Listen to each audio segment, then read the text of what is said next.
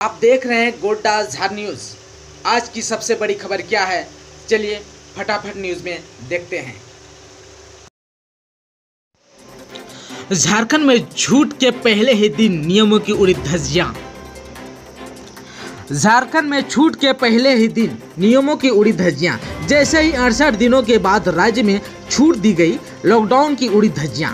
मंगलवार को बाजार में रौनक तो लौटी, लेकिन ग्रामीण क्षेत्रों से लेकर शहर तक हर नियमों का जमकर धज्जियां भी उड़ी। बाजार में ना तो सोशल डिस्टेंसिंग का पालन किया गया और ना ही संक्रमण से बचने के लिए सैनिटाइज का। ऑटो और ई रिक्शा वाले सड़क पर ऐसे दौड़ने लगी मानो किसी की बारात निकली हो। शर्तों का तो कोई मतलब ही नहीं था, उनके बीच मात्र सिर्फ चलना ही चलना था, बस यही एकमात्र मतलब था उन्हें।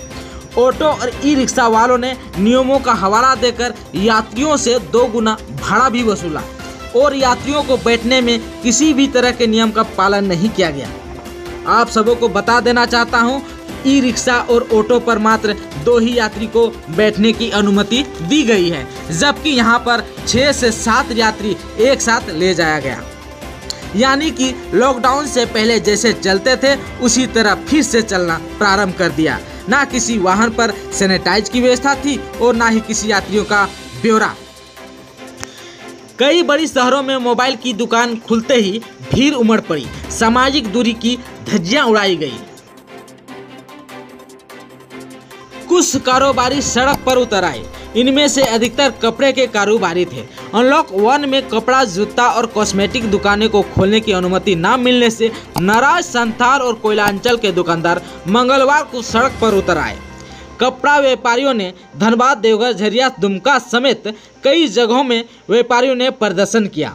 देवघर में तो हद हो गई, कपड़ा व्यापारियों ने सड़क पर सांकेतिक रूप से भीख मांगने लगे। व्यापारियों से पूछे जाने पर कहा कि देश में सभी तरह की दुकानें खोलने की अनुमति दी गई है, तो फिर झारखंड सरकार ऐसा क्यों नहीं कर रही है?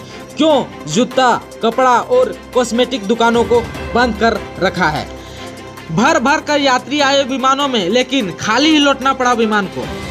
बिरसा मुंडा एयरपोर्ट पर विमान में यात्री भर भर कर आए, लेकिन यहाँ से जाने वाले यात्रियों की संख्या कम है, क्योंकि लोग केवल जरूरत के काम के लिए ही दिल्ली, मुंबई या हैदराबाद जा रहे हैं। आने वाले दिन विमानों सेवाओं में यात्रियों की संख्या अधिक होगी, फिर जल्द ही उड़ानों में यात्रियों की संख्या सामान्य हो जाएगी।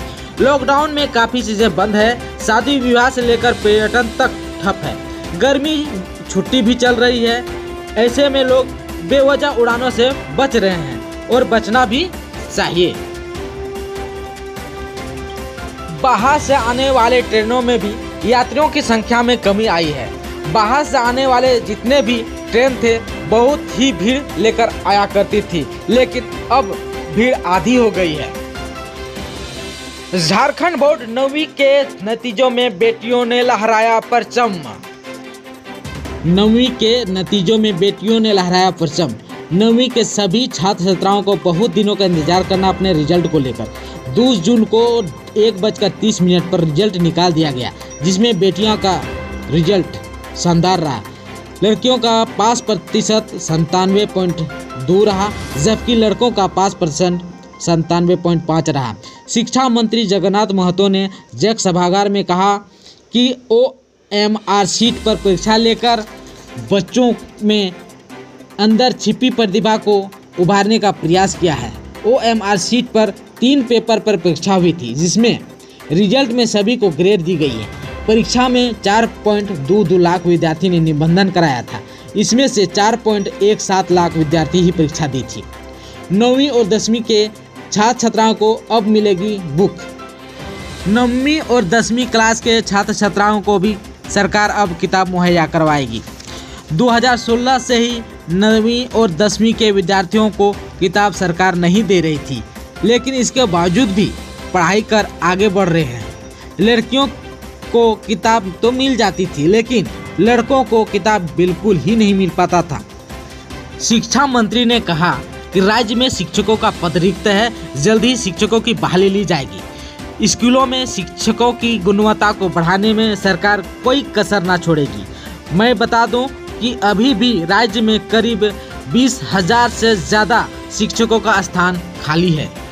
भारत में कोरोना का वायरस अब कमज़ोर पड़ता जा रहा है। देश में कोरोना की मारक क्षमता में कमी आई है। 90% मरीज हल्के कोरोना के लक्षण वाले सामने आ रहे हैं। डॉक्टर रणदीप गुलेरिया का कहना है कि जो वायरस शुरू में था वह बहुत ही खतरनाक और गंभीर लक्षण वाला था, जिनसे लोगों को सांस लेने में काफ़ी दिक्कत होती थी और शरीर में पीड़ा होता था, लेकिन अब ऐसा नहीं है। हमारे देश में पहले जो वायरस फैला था और जिनको हुआ था उसे आइसोलेशन में रखा गया, जिसके कारण ज़्यादा नहीं फैल पाया।